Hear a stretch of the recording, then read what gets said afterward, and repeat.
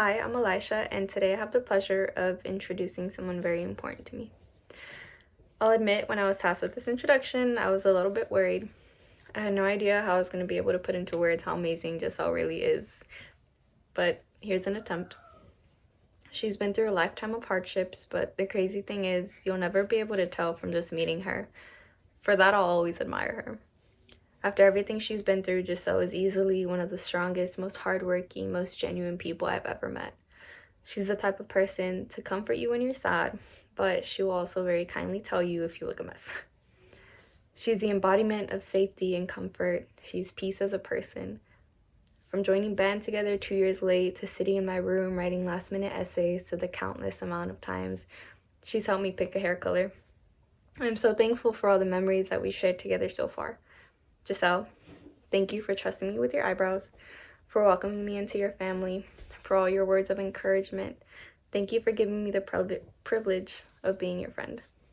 I'm so extremely proud of you and all you've done so far. Wherever you go, I know you're going to do amazing things, and I will be right there. Maybe not right there, but I'll always be cheering you on and sending you pictures of my dog.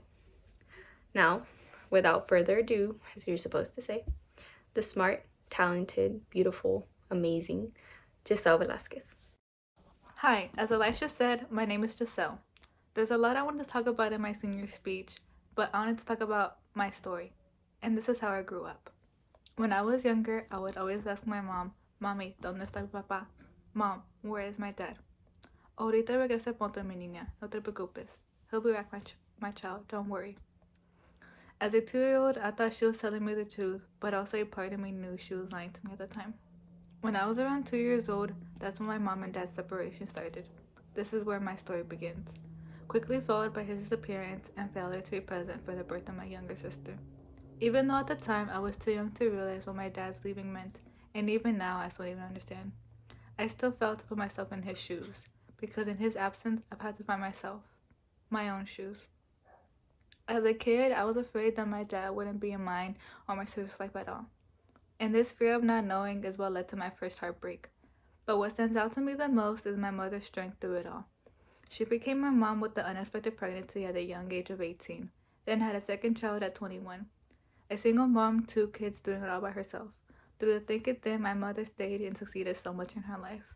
My dad never taught me how to learn how to ride a bike, but I learned. To me getting my license too, I learned, didn't I? My mom and myself taught me all those things. She was always there for me, not him. He was never the father figure I expected him to be to neither me or my sister. He never showed me how I was supposed to be treated by a man, so I went into the world trying to figure it out all by myself. And I don't think I would forgive him for what I had to go through all those years, what I had to learn on my own, and that's when I had to be dependent on myself. Although his leaving was one of the saddest days of my life, I've come to realize that my mom's lies were meant to protect me from wasting my energy and time on him. I've also come to realize that I don't need a man in my life nor a father figure. Now when I have a woman as strong as my mom by my side. My mother has been through my rock through it all. She's a person I can go to if I have any troubles in my life. My mom always tells me to focus on myself, my grades, and getting into college because that's what's most important. When middle school and high school began, I knew I was going to have to find something or someone to distract myself from everything going on with my dad. Like him not being able to see the young woman I have become. Eventually, throughout the years, I have found people who made an impact in my life, whether it was good or bad. But through it all, I had also found my person. This person I thought I was going to have forever in my life. They made me feel like I was worth something and everything I did was important. They always told me that they were proud of me and everything I did and always supported me no matter what. But just like my dad leaving, eventually things go wrong and people leave, and that's okay because it's a part of life. You will lose and gain people, and that's okay. Through it all, my mom was my hero. She always told me don't worry about them either because if they wanted to be a part of your life, they wouldn't have left. They would have stayed through all those hard times. She was the reason I laughed more and cried less throughout those years. She always said don't waste your time on them, they're not worth your tears. And she was right. It was tough and challenging, but I listened to my mom and focused on myself and how I wanted my life to look like in the near future. To grow myself further as a person. To grow my own shoes, as I would say. I wanted to make my mom proud since she also hasn't had the same opportunities as me in high school. So this is all for my mom. Now when I ask my mom, Mami, ¿dónde está mi papá? Mom, where is my dad? My mom and I would share a smile and say, I don't know, who cares, we have each other. So take this from me. Sometimes it's okay to be independent at times because it's best to know what you want to do as a person than having somebody else tell you what you need or want to do. And that's what I did. You don't need to rely on others. You are your own independent self.